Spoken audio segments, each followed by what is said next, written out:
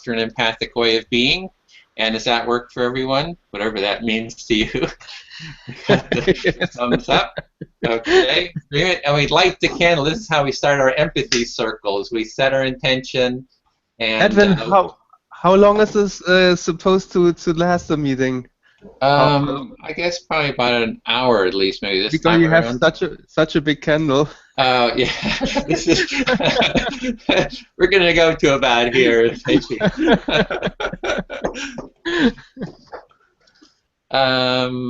And is somebody good at doing about 2 minutes of self-connection, mindfulness facilitation? Who's done that before? I can go if you like. Okay, that'd be great. I have to warn you today. I took the day off today because I worked on Saturday and Sunday, and I spent the afternoon paddling. So I might fall asleep being mindful, but that's. Um, so I always like when I do mindful meditation or meditation. For me, is mostly watching my own breath, which is something I find very, very fascinating. Just to calm down and to just maybe for 10, 15 times just feeling the breath, how the breath touches the nose, the inside of the nose, and how it flows through the body, and how it goes out of the lungs again. And that's I would suggest that if everybody's up to that, we watch our breath for about 10, 15 times.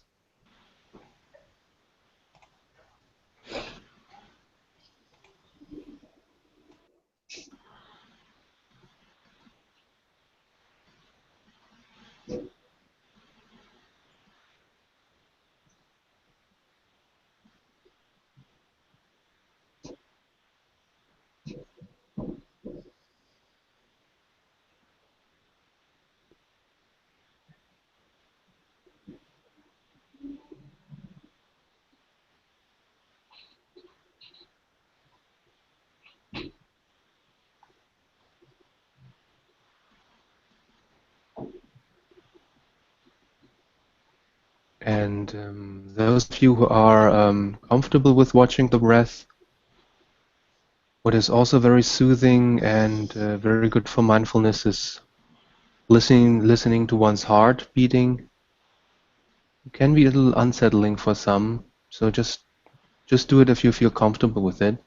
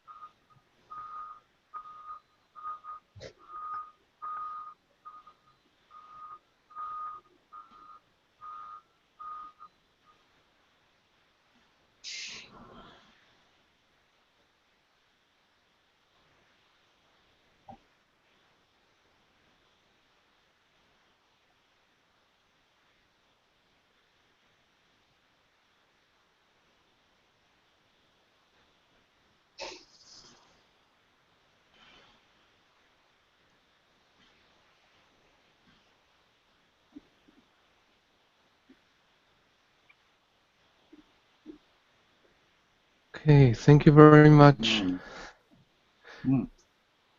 We come back now.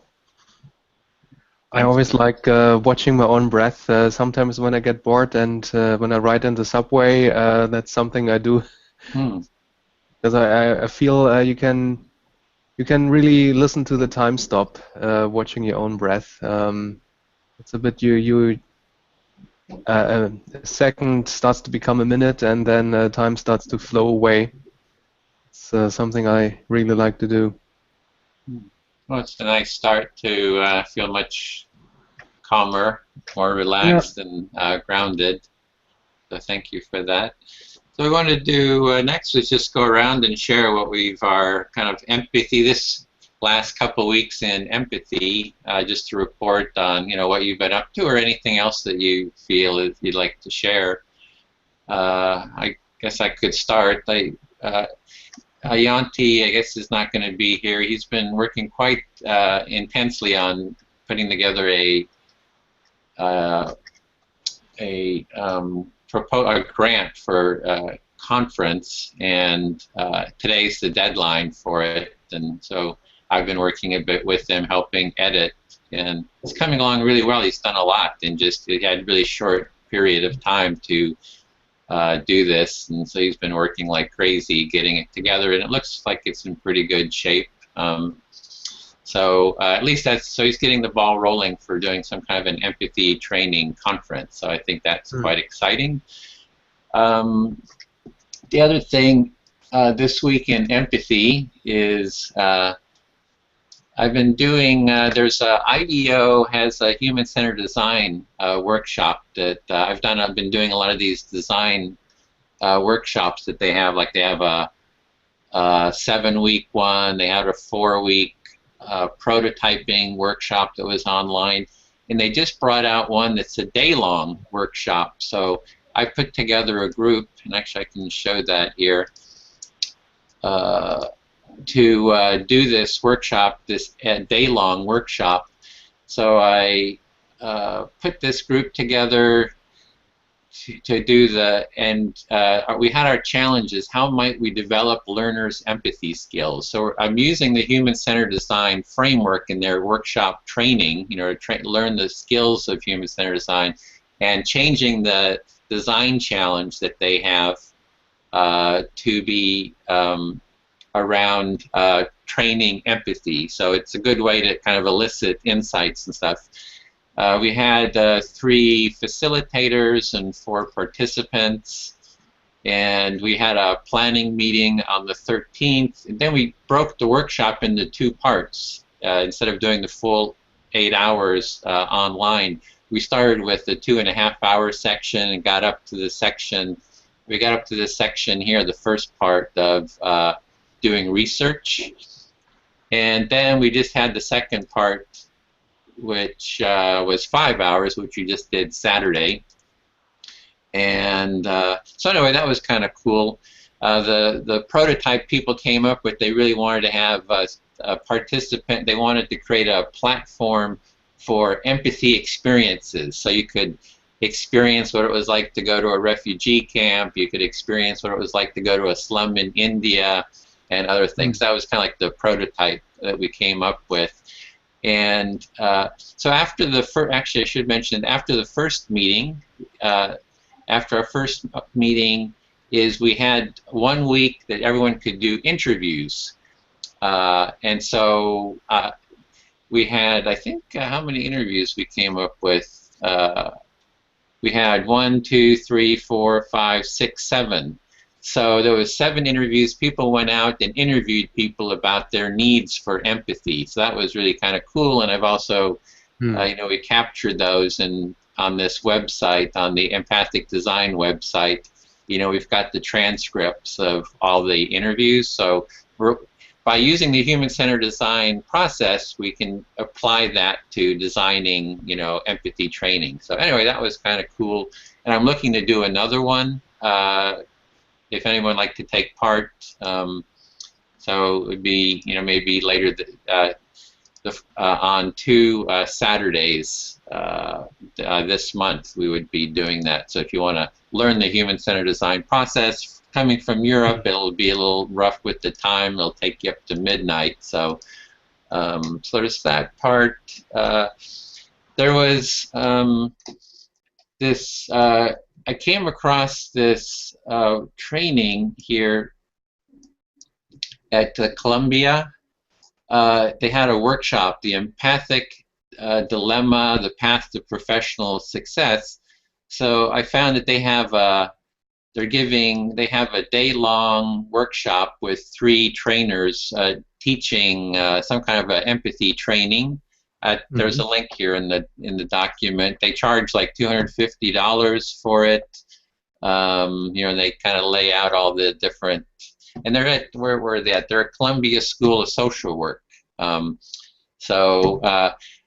turned out that one of the people who's facilitating it is actually on my friend list. She's already a friend on Facebook, so I sent her an email, and we're lining up, just to connect. And I will talk to her and kind of learn what they're doing, and maybe they're interested in a literature review group or some kind of collaboration.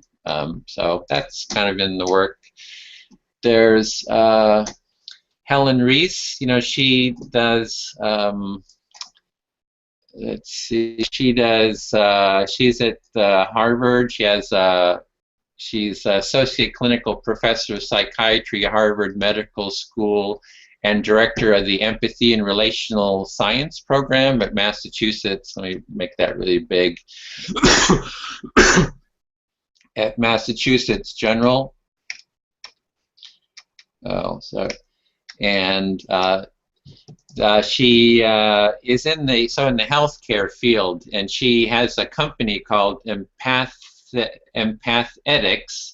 where she took her training, trainings material, and created a company, and they got like $1.5 million venture capital funding for that. So they have a staff. They have a staff of 6 people, and I just talked to her, the other week, and told her about the projects we're doing and stuff, just to see if there's any collaboration. And I also asked if I could do their training for free, kind of to review it. And they sent me a 3-page non-disclosure agreement. It was like very legalese. I don't know. It was kind of funny. Anyway, this big. So anyway, I'm going to take that workshop and kind of check it out, see how they do it, and anyway, kind of build on the collaborating, try to see if we can collaborate with her. Was she open to collaboration with Edwin? Yeah, we didn't have anything specific. I was going to start. I've interviewed her before a couple times. I've interviewed her. I did a panel discussion with her and Jody Halpern, who wrote the book she's at UC Berkeley, wrote the book on empathy and healthcare. So it's kind of a very philosophical academic book. But so I've had overall connection with her, and just kind of exactly what to do. I didn't know like what we could do. We need to find some tangible. I did tell her about her literature meta review here, and she says, well, you're really going to need some statisticians. She thought you need statistics to work all this stuff through. So that was her comment. And she says, yeah, that's a project for graduate students. And I said, yeah, we got 4 of them on the team here. So anyway, we'll see. It's just a connection. Who knows what will come out of it. But she's very focused on the healthcare. Medicine. It's about training med students and doctors, and so she has a very kind of narrow scope around training. But I think it all overlaps. So the other thing that there was, finding that article, which I'll go into later, the Dexter 2012, the meta review. That was kind of exciting, finding that. And I did send her an email to see if we can get some kind of contact with her, because she did a study, research synthesis with meta-analysis of empathy training in helping professionals. And I think there's something like 80 or 90 studies that she actually, brought into her study and coded and, analyzed and all that. So that seems like a super meta study to really go into depth. And so that's kind of my report, kind of just stuff I've been doing. So I'll end there if anybody else wants to give your report. Go for it, Sean. You're muted. All right, what about now? All right, Yep. since I have to run right now, so I'll just briefly report what I experienced in that last 4 weeks. Because sorry, I didn't participate in the last meeting. So one thing very exciting I mentioned briefly at the beginning was the workshop I attended last weekend in Chicago. So it's initiated by a nonprofit called iThrive, and their goal, their mission is to use video games to cultivate all kinds of positive characters in youth, in teenagers. So the first topic of their, so this is their first topic. They will have a different topic each quarter. The first topic is empathy. So they brought together about 12 to 15 game designers and four psychologists together in this workshop, and people work together to brainstorm what kind of video games we can design to cultivate empathy, and also had all kinds of overview on what games out there can already touch empathy and what empathy is. This is for the the game designer. So basically, I find it very, very helpful. And also, we worked together. I worked with 2 game designers and one of their iThrive staff member. We created a game that actually won at the last, like in the pitch. But it's a fun game. I just wish it could come out in a few years. But anyway, I think it's a very, very positive, very encouraging message that they people who work on products or other real world things. I don't know if I get that across. So they also care about empathy and want to hear what psychologists say about it. So that's an awesome thing. And here's iThrive. I think this is right. I'm not sure. Oh, that's not. I'm sorry.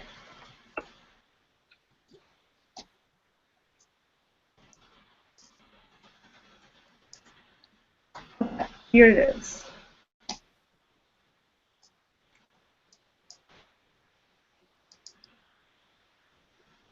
So this is iThrive, and this page is specifically on empathy, what just happened last weekend. I like it, so that's my biggest discovery there. Oh, wow.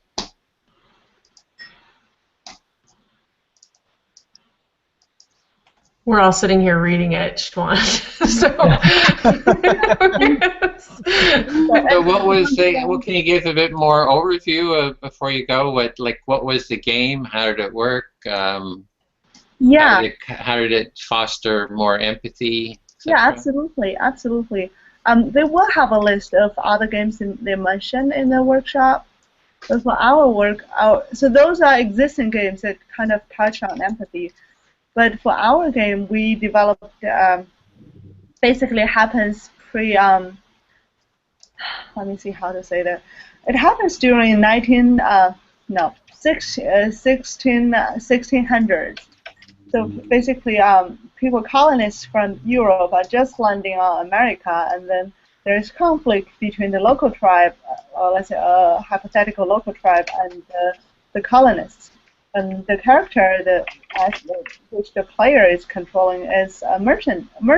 So he wants everyone to be in a harmonious relationship so that he can work with everyone. He can do his trading, and maybe he also wants to do something for the people's, I don't know, the relationship. He might not. He might only care about his economic interests. But in any case, he has to keep everyone in kind of in a good relation so that he can have a stable business enterprise.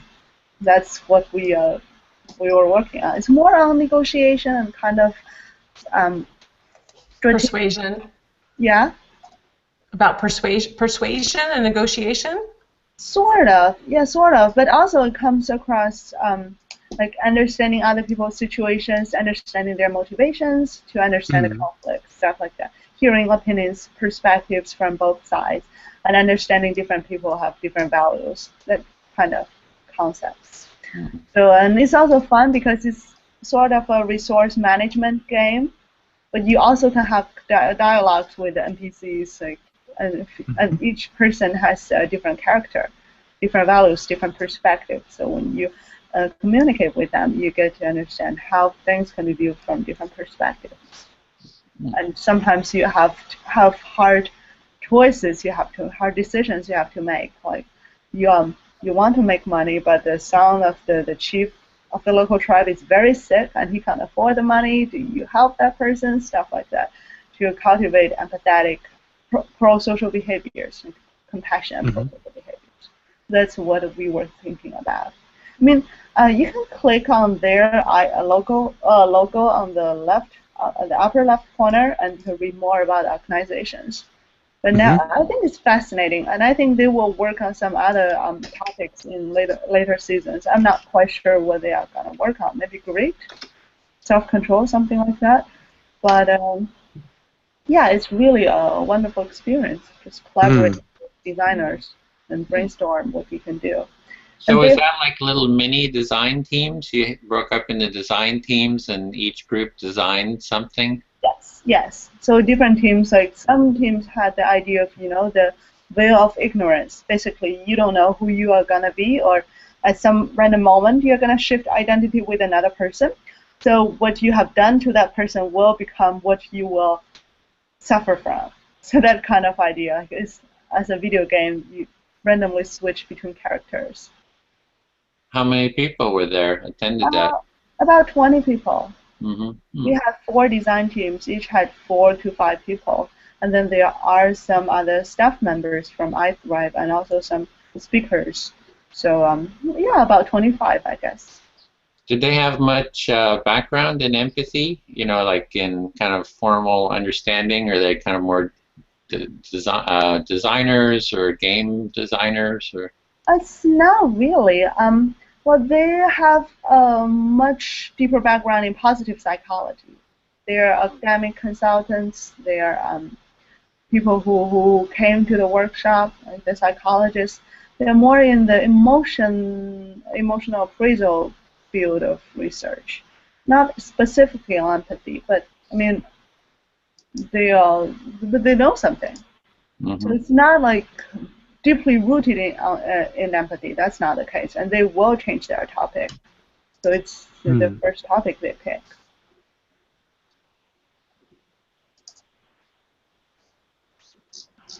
I really have to go, but that's what it's the highlight of my last week. So.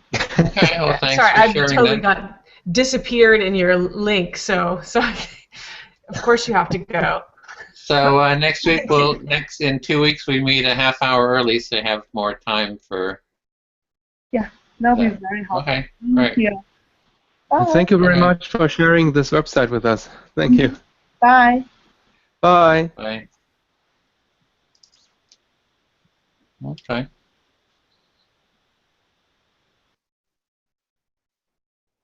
Well, maybe I can tell you this week last 2 weeks have been busy for me too. I was trying to finish a paper, which isn't totally finished yet, and I had to defend my progress in the research group last Tuesday, and now it's a vacation week, so yeah, just busy with everything.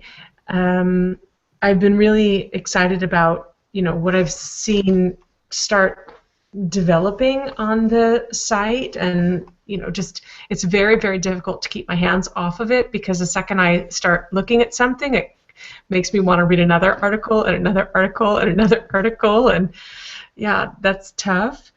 But I think the most fascinating thing for me is just to see the diversity and the depth of the different measurement tools, which is exactly where I am in my research process, really trying to select what I'm going to measure, because I need to do my first real big data collection in June.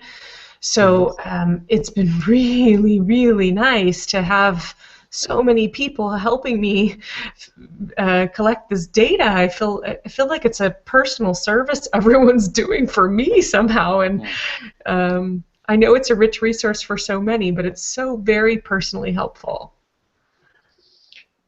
Well, I'm curious, what was the, like when you have to defend, like how does all that work? Like what are you saying? What are their criticisms? What are they asking? You know what I mean? Although I have no idea how to upload it, or I would, but I have to do a presentation to all of the professors in our research group and all of the other PhD students. It's the second group that's the scariest because they're the mouthiest.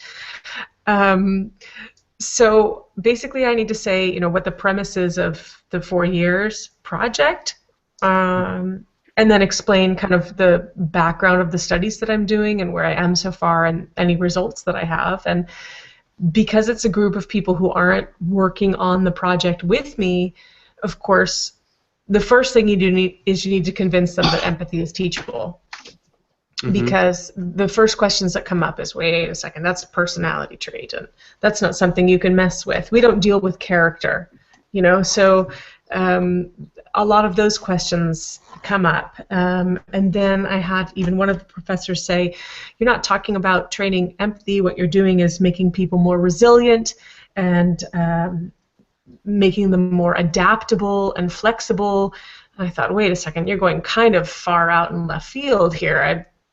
Obviously, people, I think, will become those things if they're better able to empathize, but that's the next stage. So I have to keep bringing people back in my mind to what I think is the precursor, what's the original root of empathy that I'm looking at helping to train and, you know, figuring out what's the most effective, and not the ripple effect of empathy, which of course is very interesting too, but it's not the focus of what I want to do. So I think a lot of my argument, a lot of the hour is spent, one of the biggest problems for me is that I haven't really settled upon a specific definition of empathy since there are so many out there, and that's the killing thing for any academic for not, you know, already saying what is it that you're researching.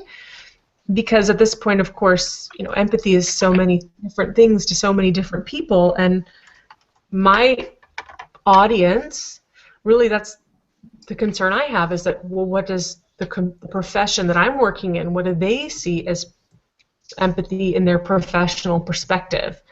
And how do they see empathy as being integral to excelling in their profession? Well, what is their profession, Melissa? In communication, professional communication, so strategic communication, public relations, internal communication, you know, public affairs. So you could think of it as the range of a governmental representative communicating to groups in crisis, or you know, who they choose to be the spokesperson for that. Those are the communications professionals that in my school we train, and that I think we do a disservice to because we miss training them in empathic skills. We train them a lot in technique, like interviewing technique and website creation and how to develop pretty plans, but we don't really ever train them on anything I think is very human. So that's where my PhD came from. So again, going to these strategic communications professors who teach crisis management, this is something they think is kind of a given, and you have this or you don't, and if you don't have this, why would you choose the communications profession at all? And I think, well, that may be, but there's also a big variety in the people who choose the communications profession, and not all of them do such a great job. So maybe if we could pay some attention to this and figure out what the specific skills are that we want to train and pay some attention to training this, then we could actually measure the effects of that training on their professional performance. Can I give a bit of a reflection on what I'm hearing so far? Yeah. So what I'm hearing is you had to defend your work that you're doing, and you kind of gave a presentation to the fellow professors there, and that they're they have questions about, what are you talking about by definition? Somebody else is talking about what you're really talking about is resilience, and that you're saying that your school doesn't really teach empathy, and that you haven't really settled on a definition of empathy, and so you're trying to figure out how to share and with your fellow professors about what it is that you're doing. And so those were some of the struggles you were having in terms of communicating what you're planning on doing. Right. They say, well, we teach people how to interview, so what's the big deal? Mm-hmm. So yeah, it's so although those are fundamental things that I face, the discussion really in that meeting was, can I actually measure this?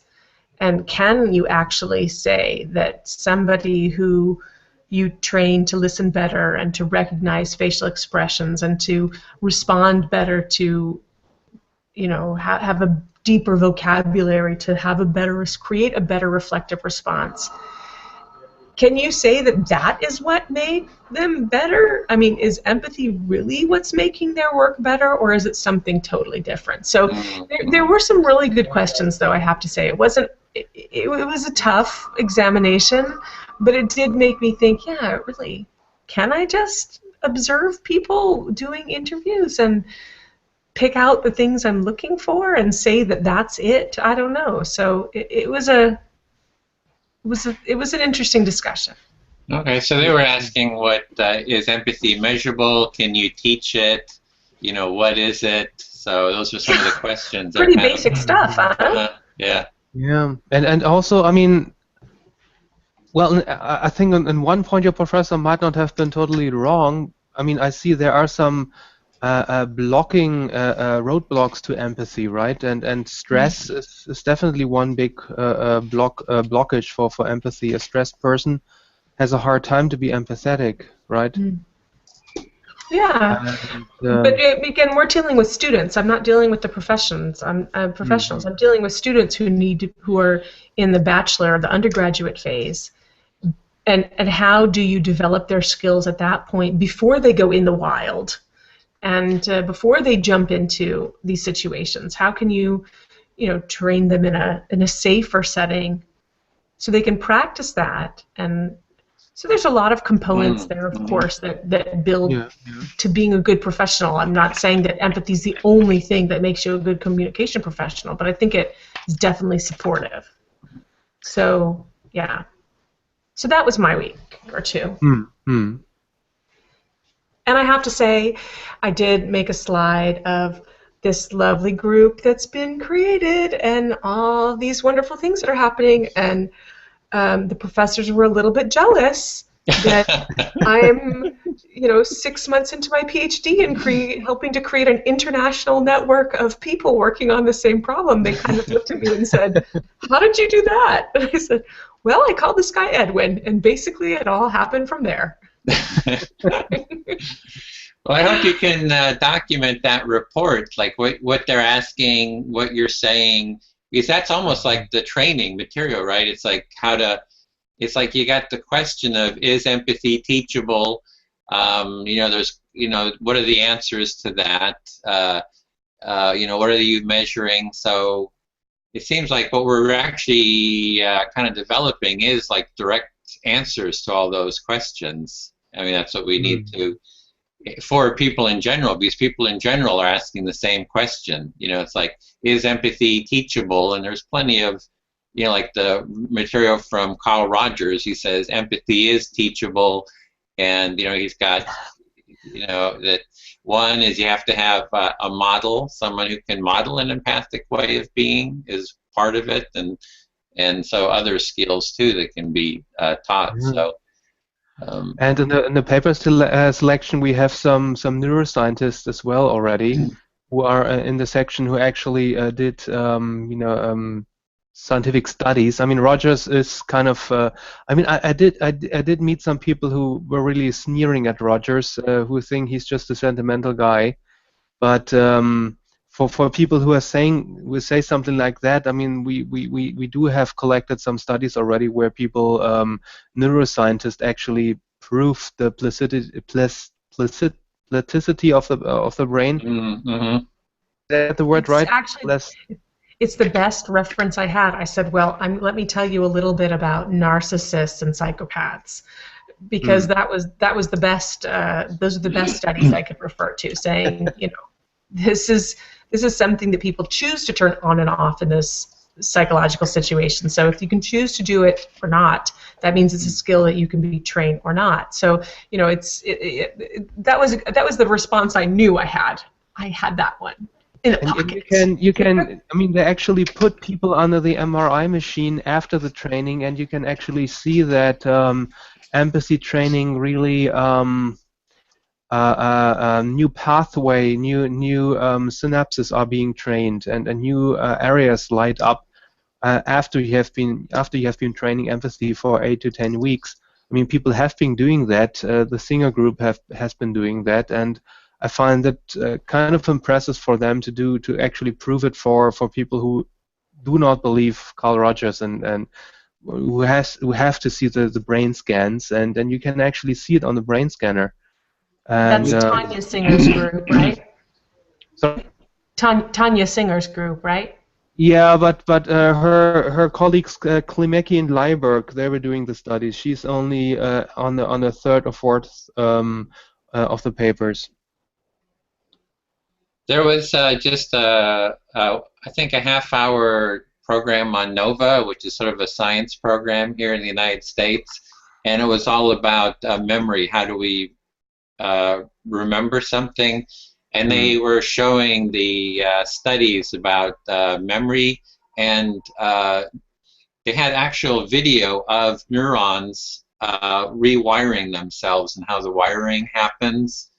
Wow. And so, and they were showing the people who did the original studies of this, like they were studying snails or slugs that have the simplest brains. They were able to open up and kind of train them in something and show the rewiring. So I think in terms of a training, like how do we train empathy, that's almost like the first step is saying that empathy is trainable. And kind of making don't become a slug. Changing the slug. Don't be a lizard. Slug. I mean, the slugs have 3 or 4 knots. How many knots do they have? I think they have only 3, 4 neurotic knots. That's a very simple one. So if a slug can rewire its brain, you can too. The slug can do it. Yeah. And you know what? In regard to training, Edwin, what you told about this Jamil Zaki, I think he also has some really good points about training empathy, because he actually approaches training empathy from the motivational side.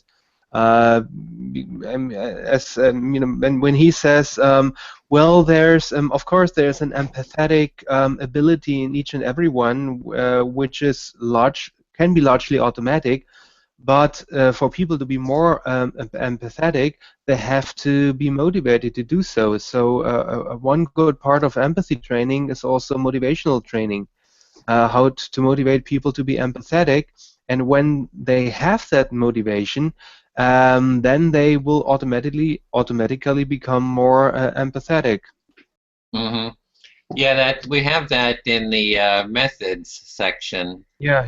Motivation. So that's there's actually I've put that in there about what he was saying about motivations. That's a great area to really cover. Is like, why do people want to be? What is the underlying motivation to go into? I had another thought. Is one thing you could do, Melissa, is do an empathy circle with your colleagues. Oh, that's really brave. Okay, look at boy. we want to do empathic listening. Yes, like boys. Let's be empathetic, boys. Empathy. You don't know many Northern European academics, do you? I know. Let's see. Wait a minute. They're so dry. It's It's crazy. But it might work. I won't say no. I just don't know. Thankfully, I'm bringing my own funding to the group, so. oh, that's good. Well, I did Yeah. a empathy circle. I call it the Philosopher's Empathy Circle. I don't know if you've seen that. No. And it was, I can see if I can find that here. I think this is really, it was, real quick, let me see if I can find that. Oh, there it is, Philosopher's Empathy Circle. So let me bring this up, screen share real quick. And so this was it. It's the Philosopher's Empathy Circle for and against empathy with Lori Gruen. She's at Wesleyan University, a philosopher, ethicist, and she wrote the book Entangled Empathy. And Jesse Prince, who is a precursor to Paul Bloom, writing about against empathy. So Jesse Prince was against empathy. I and Lori Gruen were for empathy. And we had used empathic listening as the methodology to dialogue about it. So we were using empathic listening, the Rogerian, but in a shared circle format. And I thought it worked really well. And Jesse Prince was really, open to it. And so anyway, I think there's not just the competitive, critical approach, but, bring the dialogue into an empathy circle and, see what the heck happens so that they can actually experience it and get out of that analytical thing. So anyway, I think it'll be great. We'll see. We'll test that as a training method with my group. Sasha, what have you been up to? Yeah, Sasha.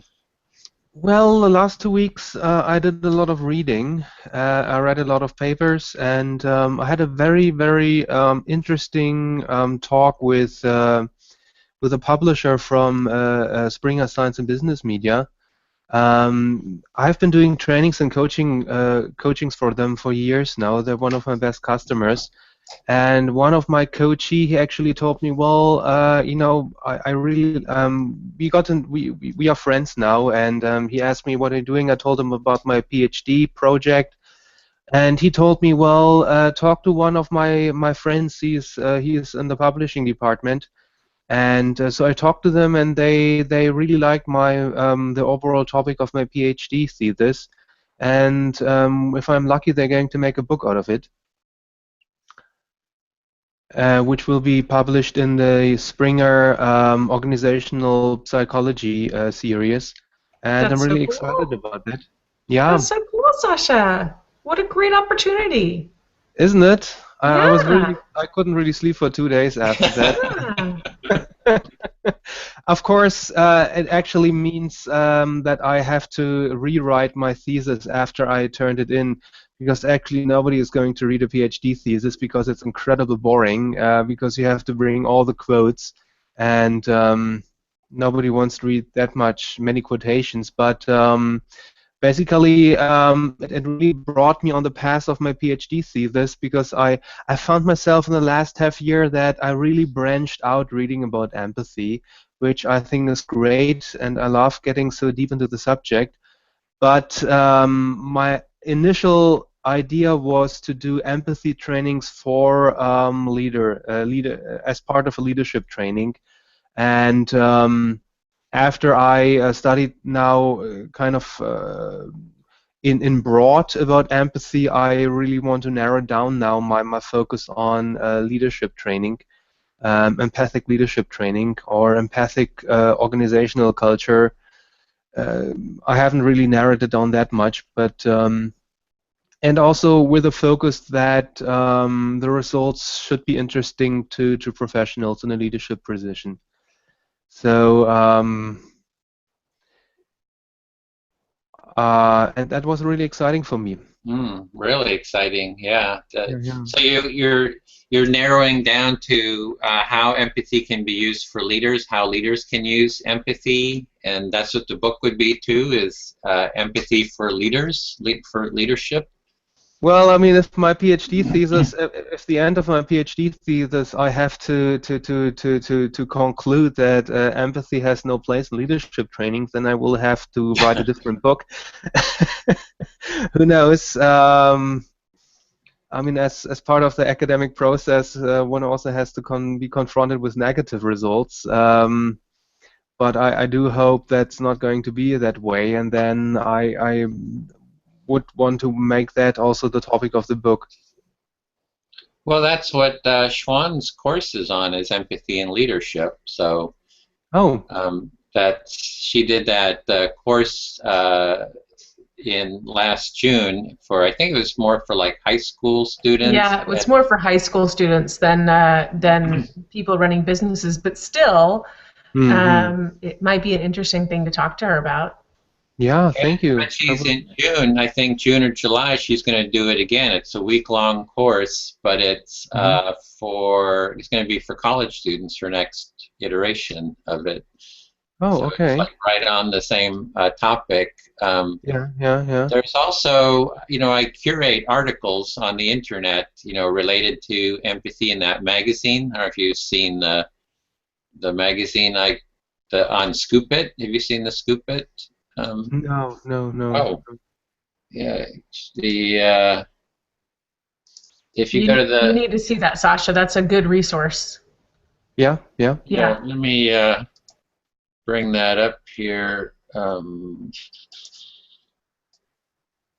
So screen sharing here. So this is my website, and then you go to magazine link here, and it takes you into Scoop It, this program Scoop It, which is that you can create a like an online magazine, and guess there's I just added while Schwann was talking about her group, I added Scoop It to it. So what it is you go through the internet, you add this little applet to your web browser, and just with one click you can capture articles and into the Scoop, into a paper, into a magazine that you create. So I've got all kinds of, every time I come across something, I add it to this main page, and then I got in really early before they had a limit to 1 or 2, and I have 15 of these Scoop Its. So I have them divided into subsections. I don't know if you can, it's probably hard to see this, but so I have it divided into empathy, and this is the front page, which is everything. Then empathy in animals, empathy in art, compassion, compassionate communication, and we see curriculums, education, and then there's even empathy training. But if you go to the empathy and work, let's say I have one here in work somewhere. There it is, empathy and work. So this is empathy in the workplace. So this is all. I've put all kinds of articles about leadership in here, and like here's one: empathy and leadership, Center for Workplace Leadership. And I even remember there was a couple of papers from the U.S. military talking about the importance of empathy training for the military. So how to be an empathic leader. Are these are the most empathic companies in the world. So yeah, there's tons there. They're not academic generally, but yeah, and that's kind of where I see my contribution to actually take. I mean, I found that many of these articles about empathy are, I don't know where the journalists got the information from. They usually are not too keen on disclosing so much of their information. And I think, yeah, I hope that I do find a new angle for the book or for the thesis. I mean, the topic is not that old, but thank you very much for showing me this. It's so many people have written about that already. But anyway. Yeah, well, it could be, in terms of our target group. I mean, we can add leaders in there too, right? I mean, sure. I mean, I can do that actually as we speak here. The let's see. So we got leaders. Okay, what should we call it? Like leadership? Empathy leadership is the target group, or Sure, sure. okay, put under target group.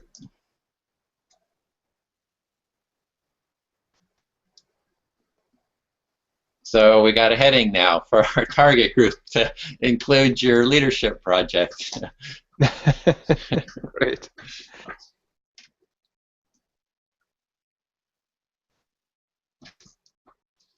Okay. So what were you thinking of going with it? Like what other thoughts do you have about the leadership aspect? Or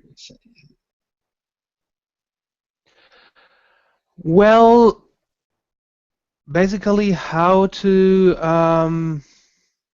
well, I mean, empathy in a business scenario can only flourish if you have the right organizational culture. And I have done some organization development and I've studied sociology, so I also want to bring that kind of viewpoint in there. So on the one hand, the development of individual empathetic skills, but on the other hand also the development of an empathic of a culture where empathy is allowed. And oh, cool. as I mean, you do need to have the motivation to actually be empathetic. So and motivation is something that is also created by leaders.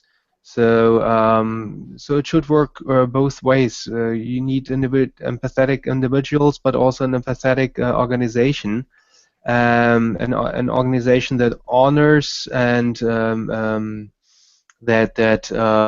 honors empathetic behavior, that encourages empathetic behavior, and but also has some negative reinforcement if people are unempathetic in a way, And how to train it within an organization, having a training program where they come to us for yeah. Okay, you want to create an empathic company, come to us, the empathy training consultants. Well, and it should not be like a friend of mine who is also at the Empathy Academy. He was with I don't know if you know Joschka Fischer, the German. He was a German vice chancellor, and he's a very prominent German. Well, maybe not only German, but very prominent Green politician. And after he ended his career as a Green politician, he started greenwashing for BMW. Now he's doing green campaigns for BMW, and drives a big ass BMW himself, one of these huge SUVs that absolutely have no purpose whatsoever, just being big. And so we were thinking, when we do empathetic organization development, it should not be just you shouldn't be driving a Hummer around or a big SUV. Well, I mean, what do unempathic people do? It should not be like Shell, on the one hand, or McDonald's, on the one hand, trying to be eco-friendly, but on the other hand, killing millions of animals each day. That seems a bit odd. So it's a difficult question, what an empathetic organization is look like. We have an interesting trend here when you look at the stock market, that the Deutsche Bank already developed a stock which is acceptable for which is non-violent, so to speak.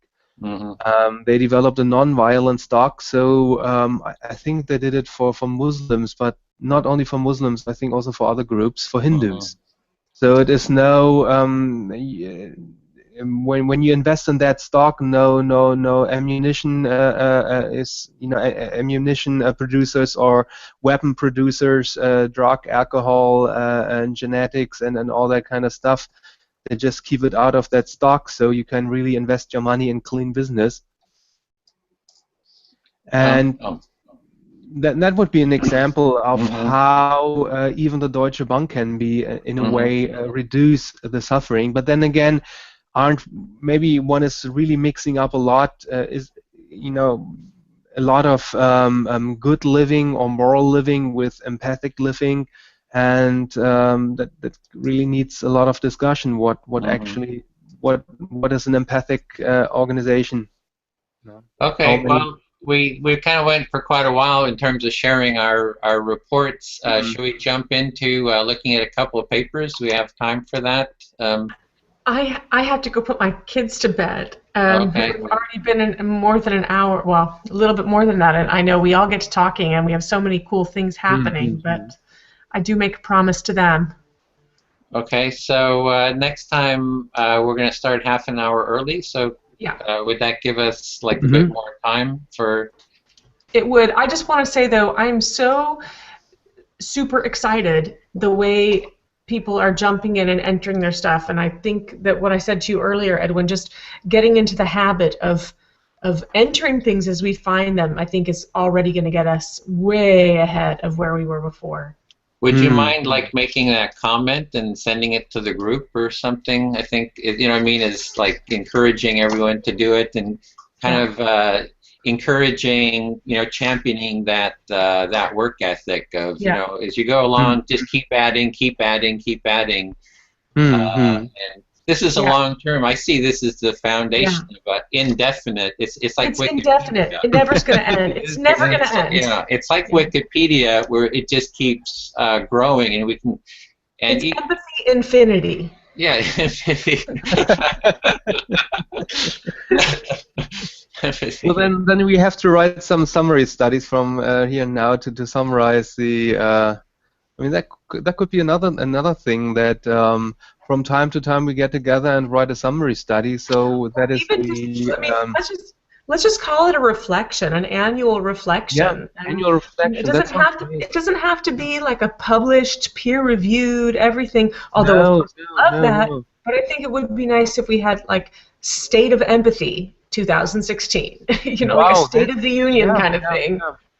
So it's like it's like an article that we create, just like a general statement and articles. What we learned this year. Oh, nice. And what is empathy research heading in? What was the topics of 2016 in empathy research? Yeah. Where's it heading, and what are the newest trends? Yeah. Yeah, that's wonderful. Yeah. Well, it seems like the first step. Okay. Very big hugs because I'm 10 minutes past my promise time. Okay. So. Okay, Melissa. Love and hugs to everyone. I blow out the candle from my side, but I don't know if you want to blow it out yet. Take a deep breath and blow the candle. But you continue talking because you have lots to talk about. But I have to go. Okay. Okay. Okay. See you in 2 weeks. Okay. Bye, Melissa. Bye. Oh, just a second. Let me just grab the phone here and I got. Hey, James.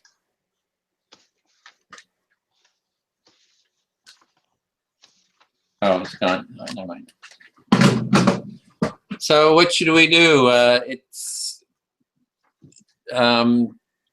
Should we maybe just talk about the one paper and as a start to kind of a little bit of a model? I think next time we gotta, keep the times like, we got 5 minutes, check in, and then jump. But this was good too to just kind of connect too. But you're right. I mean, it's great to hear about your work. That's a really congratulations on that. That could really, be able to turn your thesis already into a book. I mean, that's really quite amazing. So it's a great opportunity. So congratulations on that. Well, I have to write it, and it's probably not going to sell. One doesn't have to make any illusions about that. But it's good to have a book on the market.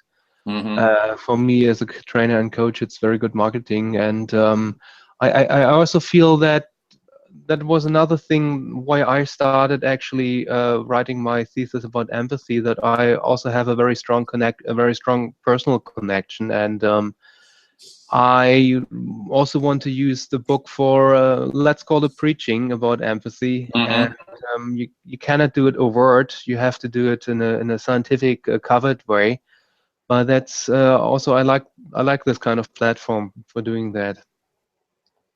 Yeah, well, I think it's great if we can get more folks together. I'm even open for a couple of teams. If we get 5 or 6, I just keep looking for people that if we're all working on sort of this empathy wiki, that we can all kind of build, and because it all totally overlaps.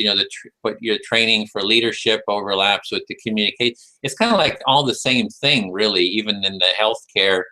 That I think we just need to bring folks together, and what I'm really looking for is an online empathy training MOOC that anyone can take the MOOC, individually as a group, or have it facilitated, take it online or in person.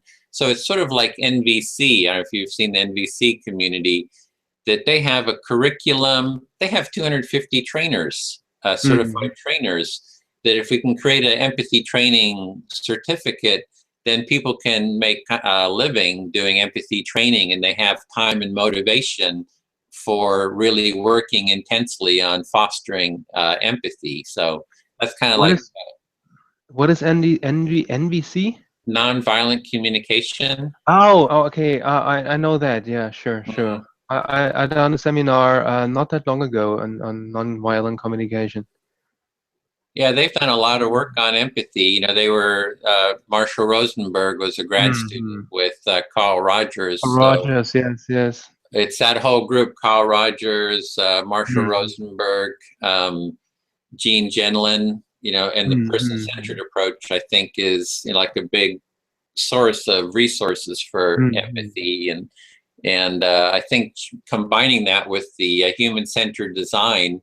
And merging the two is kind of what I'm seeing as the as a kind of a path forward, and to create a specific training for empathy, an empathic way of being. And so anyway, that's kind of what I'm looking at. If we want to create a more empathic world, people need to have an income, like training, for this, so they can train and get an income, that they can have support, for that. And then they have time and energy to put into refining and improving the training too. You're right. That's true. Yeah. So anyway, So sorry, go ahead. No, I really have to take a look at the human-centered design. Oh, would you like to take a workshop in it? I'm putting together another training. Yeah, it really it depends a little bit when and where, and I have to see. I have to prioritize right now, actually, because my workload in reading is quite. I don't think I have to read them all, but this is what I have to read, and then. But I'd really be interested in how long will the workshop be? Well, there's this one that I was just mentioning. It's actually a day-long workshop that we're dividing into 2 days. So the first day is 3 hours. It will be a Saturday. It's intense, but you get the whole taste, because I think in the training, human-centered design is almost like a gateway into the corporate world, because companies like IBM, Ford, SAP, the German, big German software company, they're all moving towards design, and human-centered design starts with empathy. So they are actually the cutting edge, I think, of bringing empathy to wide scale.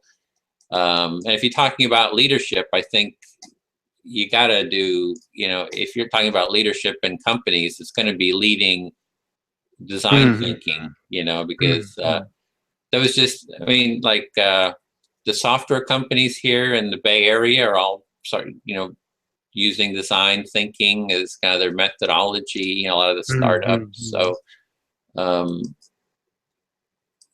yeah, so I guess I'm trying to encourage you to, learn as much as possible about design thinking. So you can, this is, let me put the link in here. This was the workshop. I just put the link in that I just did. And this is the one that I'm trying to organize now. And actually, the design challenge is how might we train people online in empathy skills. So we're using design to train people in empathy. So it's kind of like more of what we're actually doing. So it's in a way kind of really fit with what. But you did already start, I see. You started. Yeah, I did it once. I went through the full process one time. And so we went through the full process. So I got it. I kind of set up the whole infrastructure online now. So the second time is a breeze, and it's going to keep getting easier. So, and then the second link I put in is I'm just starting that. I'm just starting to put together that and haven't really publicized it yet. And I'm going to see if we can get a group together to take this. And Wow. So if you want to be a participant, it would be, I'm looking at, it's going to be really late for you though, but Lulu, who is in Romania, took part in it. So it will be the 12th of March. I have to check with my wife. Well, let me have one quick look. No, it's actually not the 12th. It's going to be the 12th is the planning groups. That will be for facilitators. Oh, okay. And the actual workshop will be, so I gotta look this up here. Let me find the document. There's a different document where I just started setting this up today, so it's not, I'm just, so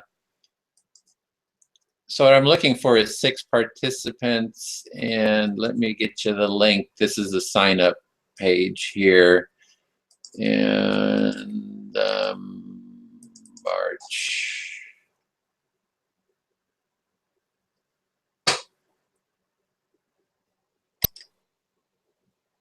No, that's not it. Oh, there it is.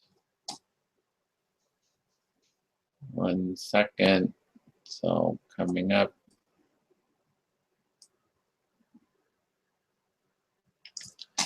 Okay, so here's the link. And you can, so I'm looking for maybe 3 or 4 facilitators from this, and then 6 participants. So if you wanted to be a participant, it would be March. Oh, wait a minute. There's the dates are wrong here. Sorry, the dates. The dates are, we're doing it on Saturdays, so March 12th, it's the 19th and the 26th, so that's. Oh, okay. So that's, so it's 3 hours on the 19th, and then 5 hours on the 26th. I was afraid I think I will catch the next one, because on the 19th I'm going to the theater with my wife, and I cannot.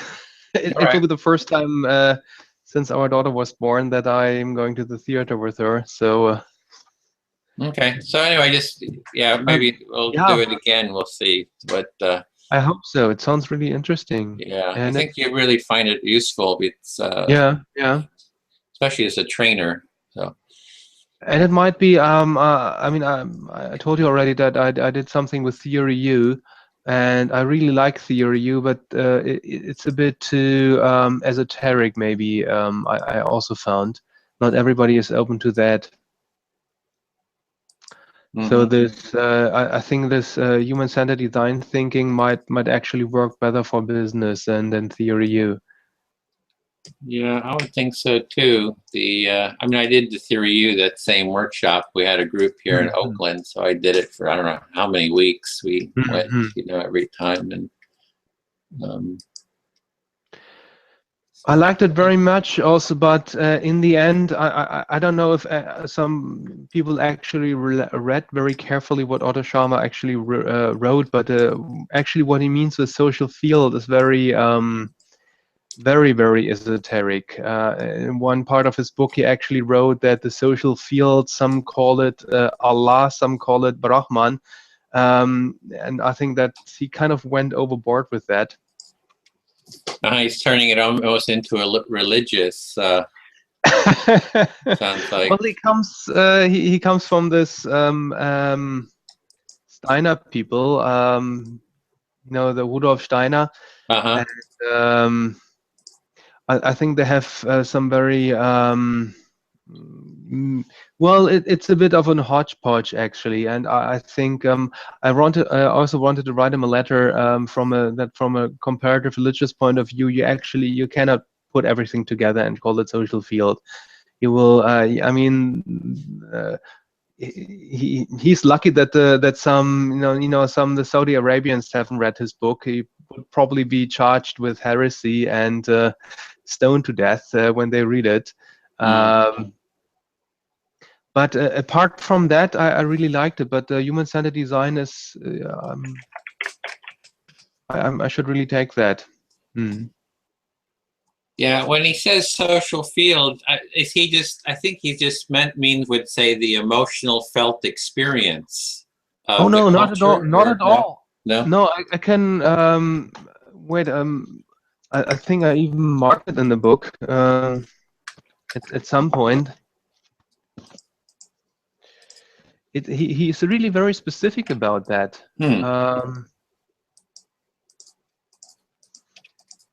What he means with social field. I mean, I don't want to discredit him or anything.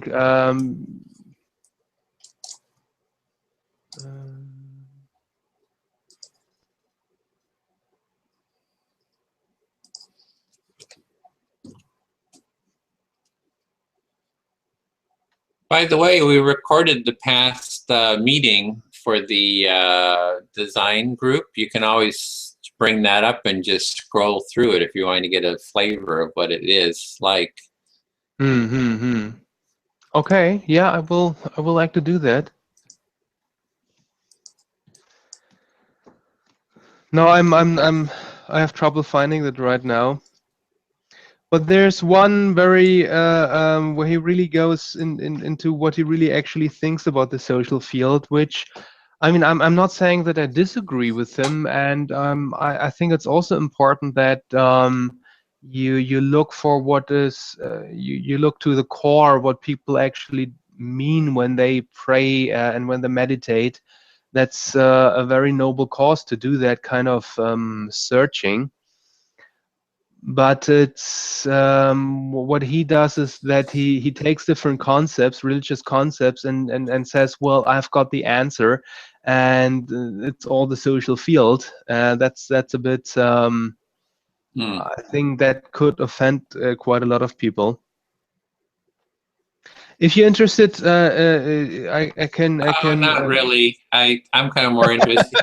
The only thing I liked was just that it's about the listening process, and he's basically saying you got to be able to empathize to make change is the essence I had of it, because you got to. It's very similar to design in that sense. There's some overlap in the sense that when people start authentically empathizing with each other, they sink into a deeper place, and from that place, the listening, some kind of new experience can emerge. And it's very similar to Carl Rogers and the empathic listening, right? That or actually it's more similar to focusing in terms of listening to the felt Yeah, experience.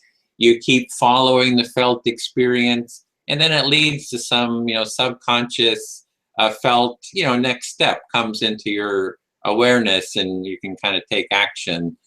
I mean, that's it's nothing kind of mysterious. It's just like a biological that a lot of our thought, 90 some odd percent of our thought is subconscious. So if you can tap into those feelings, that new ideas kind of emerge and creativity emerges. I mean, that's kind of my take on it. But well, then you kind of well, that is a good take, but I dare to say that he means something else by it. Okay. Because the social field is something beyond you. It is something that it's something bigger than you. It is not only your subconscious. It may be the total aggregate subconscious. Something that the Indians call Brahman, the soul of the world, maybe something like that. But it's not just your subconsciousness, and that is the what you described as a process of the you before you go into the presencing. Before that is where you actually tap on your subconsciousness, where you tap in, you look into your heart, you look into the heart of the other person, and you do get a lot of knowledge about that, inside knowledge, emotions, and heart-to-heart communication. But then comes the presencing, and the presencing is actually where you connect to a greater being, and that is the social field. And that is where you connect to the universal wisdom, and you put yourself into that kind of mindset where actually you can connect. You do need that kind of empathetic, that open, that brave mindset.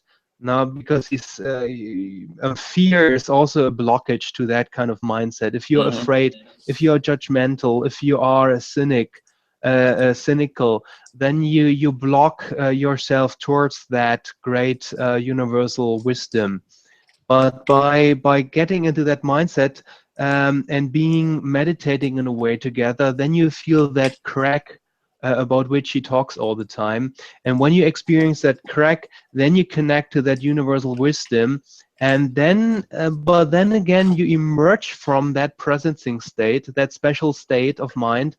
And then you go on with that design process in a way. You prototype, you discuss, you iterate, and you try to get a solution. But that kind of connection to in the presencing state, I mean, we Karim and I, we did a couple of counseling sessions using the theory U, and we did experience that kind of crack, and it's really fascinating. It's kind of a moment where you feel there's something else happening in the room. And I also did a workshop on the social presencing theater. Do you recall that? Yeah, we actually did some. It was I had someone I did it with who was actually teaches improv theater, and we had like a really great, because it's very improv theater kind of oriented, and we were doing all kinds of stuff, rolling, moving. It was really it was like the most fun I had in that whole workshop, because it was totally, she was really able to just go with it, and so it was a fun experience. I don't know that I got much out of that in terms of something productive, in terms of turning it into something useful. I mean, it was fun. I did a 2-day workshop with Aravani, his colleague. She's half German, half Japanese, and grew up in Hawaii. And a very respectable old lady. I think she's up in her 70s, but very, very both theater trained and Buddhist trained in Buddhist meditation, and also trained in theory U. And she developed this social presencing for Otto. And it was a very, very interesting course. We also did some improv in a way, but it was all always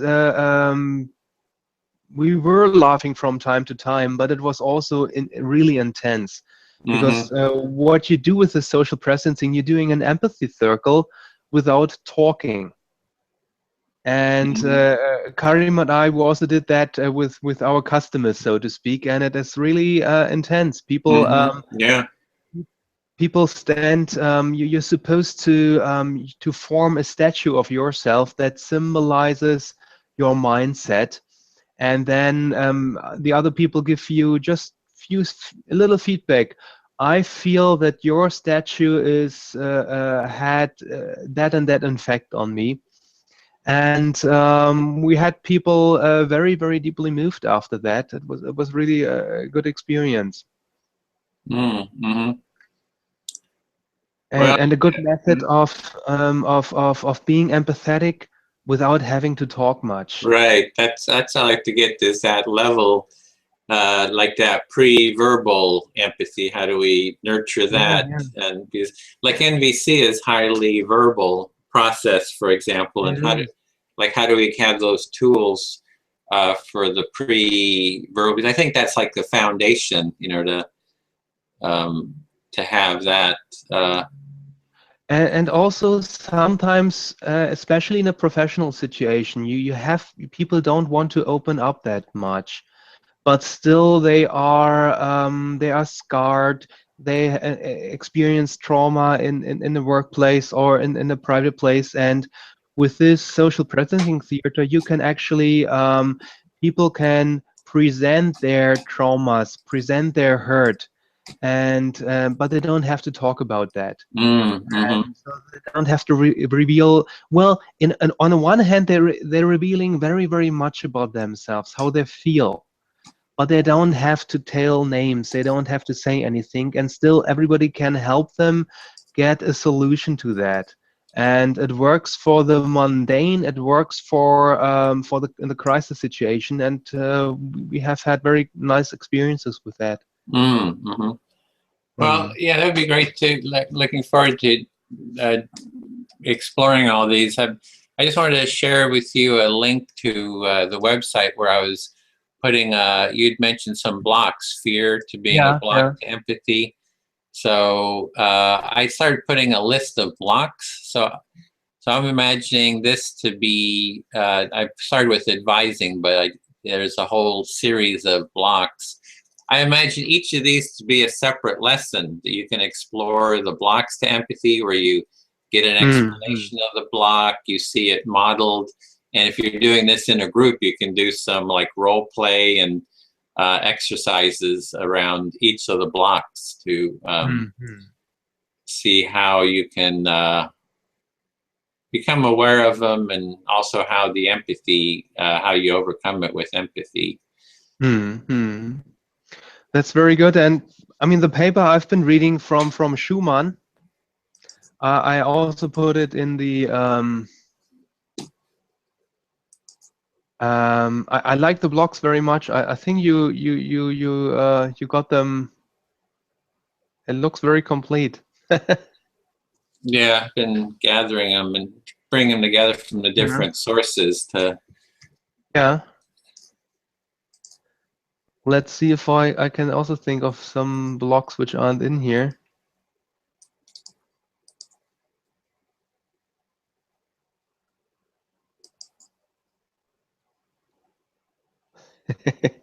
So this is, I'm just kind of creating these buckets and start throwing material in, and eventually we'll, you know, kind of get these and ridiculing. Well, in a way, I mean.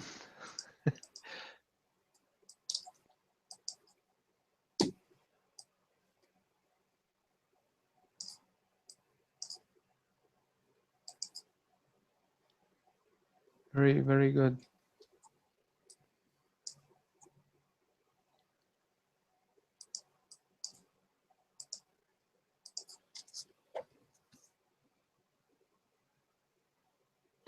Yeah, I was very excited about the paper from Schumann, Zaki, and Dweck.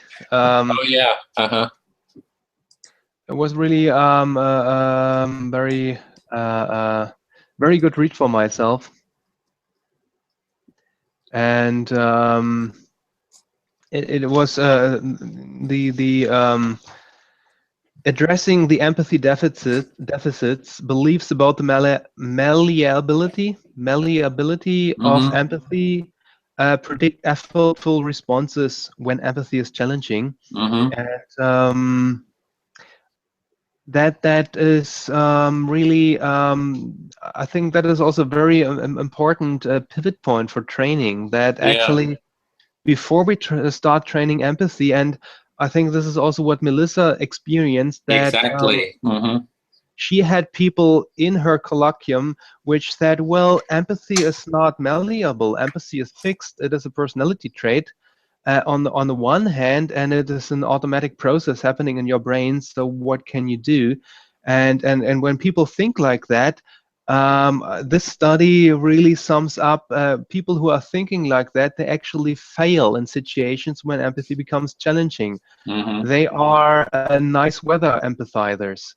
So Mhm. when somebody is hurt just a little bit, but when things when the going gets tough, people who think that empathy is fixed, they will fail. They will not, be up for the challenge. Only people who think they can evolve, they can increase their empathy, they will seek out empathic situations where empathy is challenging. Mhm. And Yeah, I read it too. I thought that oh, was you a read it great. too, so Oh yeah, I you thought. should have stopped me earlier. Oh no, I just hearing you recount it, because in terms of the training, that's what I see as well. Is we need a little bit of a startup to the training, sort of a didactic explanation. And if we say, there's going to be like, well, empathy is trainable, it is malleable, the brain is plastic, and here's an explanation of why and how, to set people into the mindset that, hey, I can learn this. So exactly, Mhm. yeah, I totally. I think you're looking at it as a trainer, right? How do you train this? And Yeah, yeah, yeah. we need to lay this out really clearly, and like those videos I was telling you about. There's actual videos of the brain in the Mhm, snail, mhm. of a new neural circuit happening, and it shows the neurons growing together. And it's just like you see it, and it's like, wow. So to be able to show that is the first part. It is malleable. You can learn it, and yeah, is a first step to. I'm totally, yeah. So that would be something too. And how to explain that, how to create a lesson around that, I think is going to be and how do we show it? So anyway, I'd love to do work together at creating some of these lessons if you're up for Yeah, that. yeah, I'd love it. I'd love it. And another thing that I still find a bit puzzling is actually the well, I mean, you do. I mean, empathy is also a dispositional trait. So, and working with people who have a high, whose trait empathy is quite high. I mean, that's actually easy. And I think mostly when we do open courses, we will have people coming to us who are high in trait empathy. But if you do it in a professional context, then you have the challenge that you have all kinds of people with low trait empathy and high trait empathy. Mhm. And people who have low trait empathy, they most likely have less motivation to be empathetic because it's not so much in their genes. And I They think could that be the coming challenge, from stressful environments where they just didn't have the opportunity to learn it. And um, well, and mm, I think we also have to face. so the biological, you're saying there's going to be like, what is it that creates that trait empathy? You're saying there's levels, right? People are on a spectrum in terms of the capacity for empathy. Is that what you? No, I mean trait empathy, as far as I've understood, is the behavioral trait of behaving empathetic, Oh, and some people are just more inclined to do that, and now that is one thing. the other thing is they're empathetic. I can just remember. I have to Google Vermögen. You know that Yeah, word? that's Vermögen Yeah. is kind of a inheritance, like what you inherit. No, no. No. If it's with money, ability, empathetic Oh, ability. ability. Okay. Ability, but Vermögen goes more deeper. Your capacity, your empathetic It's kind of like your capacity. isn't it your inheritance, like what you inherited, like from your family, from your parents, the inheritance, isn't it the kind of inheritance? Or No, no? no, no. Okay. All Inheritance right. is something that you get, but Vermögen is something that you can also accumulate. Oh, okay. So that is what you have at the end of your life if you save your pennies. You know, if Oh, you okay. are industrious, Uh-huh. then you increase your Vermögen. Right. I see. But you can pass on your Vermögen to your kids. Yes, then it is an inheritance. You can change it. So you might have to have worked for it, but your kids won't. And actually, that is another very interesting topic because I've read studies that depressive parents, they actually kind of that is also something they pass on to their children, the capacity to be depressive in a way. So mindsets and moods can actually can also transfer from one generation to the next.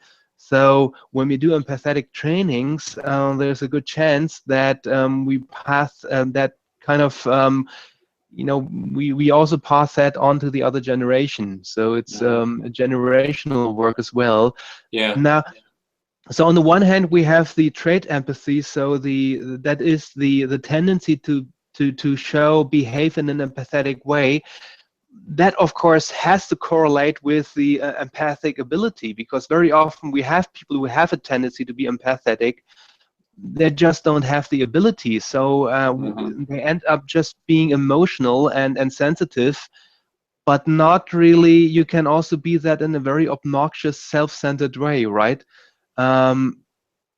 People who try to be empathetic, but because they don't have that kind of ability, they're just these cuddly kind of people who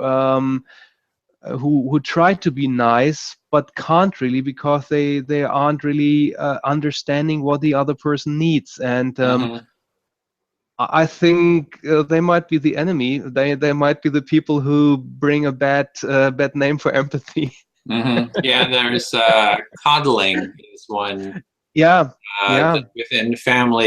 Within the family parenting model, that you just kind of give everything that the children want and kind of indulge them, and it's kind of just indulging the children's narcissism in a sense, versus really training a reciprocal empathic way of being. The other part is the rewiring, like that sadness, though, that self-centeredness. There's a neural network of self-centeredness, right? In a sense, we need to train the brain to rewire around an empathic way of being, so that you start building those neural pathways, so it gets easier and easier. So I'm seeing that empathy training is really about developing a practice, over and over again, to make stronger and stronger connections, and then making them deeper and deeper and stronger in the brain. So in a sense, the empathy training is about rewiring the brain to have those neural networks. The metaphor I use is that that empathy is like a muscles, is like our muscle system. We're born with it. We're inherently empathic, on an ongoing basis. It's just that we may not do it well. There's a lot of blocks, and I use the metaphor of like when I took a mud bath at the hot springs. You have your muscles, but you're in the mud bath, and they pile tons of mud on you, and you can hardly move in the mud bath. I don't know if you ever did a mud bath. No. But I don't know if I want to, if I listen to that. It's like you can barely move in there. It's like you almost get panicked because it's like you're stuck. So that mud is like the blocks. You can't move, and then you take off the blocks, but then your muscles are kind of like atrophied. You've got the muscles, but you gotta like exercise them and get rid of the blocks, and then exercise those empathy muscles. So I wanted to do a little video of that, being in the mud bath. Yeah. This is a metaphor of empathy. And, then you got to come out and you got to exercise those muscles and strengthen them. So because we have the capacity, the biological capacity. So. And also with a muscle is a good because it has to be also something willful in a way, because we here in the Academy for Empathy we were also discussing the case of people who are overly sensitive, who are overly empathetic, who catch up on any emotion that is in the room and cannot actually get rid of it. So lacking emotional regulation, that is also a block to empathy. And empathetic building, right? Yeah, I think that's a big part, because I see a lot of that highly sensitive people that just don't know how to deal with. Yeah. Just a second. I'm going to just answer the phone here. 1 second. Oh, hey, James, I'm here. Do you want to walk in like 15 minutes? I'm just on another call here, but. Yeah, 1:05. Okay. Sounds great. See you then. Bye. No, sounds also great because it's getting late here in Germany and my bedtime is approaching very fast. Okay. Good then. Yeah, we got a good start, I think, on the dialogue here, and hopefully next time we can get into. I think all this setting. Oh, one thing we could maybe do. It sounds like you're really looking at the training, that we can come at it from this academic studies, but maybe we could do some prototype training lessons too. Maybe have, if you're interested in that, because that's the other angle I want to come at, not just from the meta review, but what can we do for a little training? Create a mini training or something. So perhaps that would be of interest. And I really like the idea, and I think we should also think about having a kind of an appetizer for the training. Different kind of appetizers. One kind of appetizer for people who are coming from the business community, who need to be who need some sound logic. Why they should do it? How it's going to make the business better? How it's going to make the life better? Then we need some appetizers for people in the caring professions, some appetizers for people who are, just seekers, personal growth, seeker. Seekers. And of course, for people with a high empathy trait, we probably don't need any appetizers anyway, because they will flock naturally. And I'm also seeing something for the design community, because I see a growing human-centered design. That I just saw a video of the CEO of Ford Motors, and he was saying empathy is important. Our company wants to use human-centered design, and empathy is important. So it's like the pitch on human-centered design. You want to be good at human-centered design. It starts with empathy.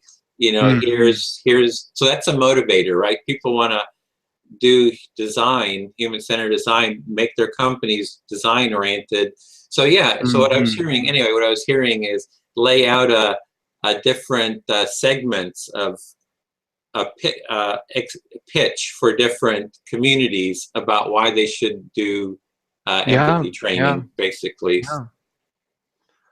So that sounds wonderful. Okay, sorry, go ahead. No. And then we actually a short, sweet training. I mean, doesn't really have to be that long. And But the other prototype. So okay, well, we can keep dialoguing. We have every 2 weeks for a meeting, and I think more and more ideas and stuff will emerge. So wonderful. We can. Would you be willing to post that? Like, hey, maybe we could do a training or something, and see anybody interested in actually putting together a little lesson? Would you be willing to email that to the group, or kind of get the ball rolling on that? Yeah, I'm just I'm a little old-fashioned and write it down on a piece of paper. Yeah, I'd love to do that. that was the other angle. You know, we come at it from the practical, real lesson aspect. So, and if you look over the training, that's, you know, where I had that site is where I was creating a prototype for the lessons. So if you look through that, we could even use that as a space for creating an online lesson.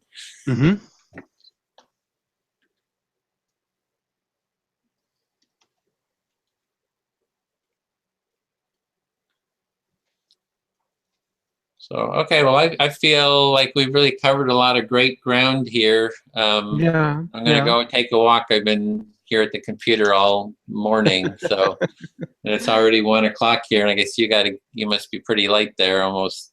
Yeah, 10 or 11. I hope when I get tired, my language capabilities sometimes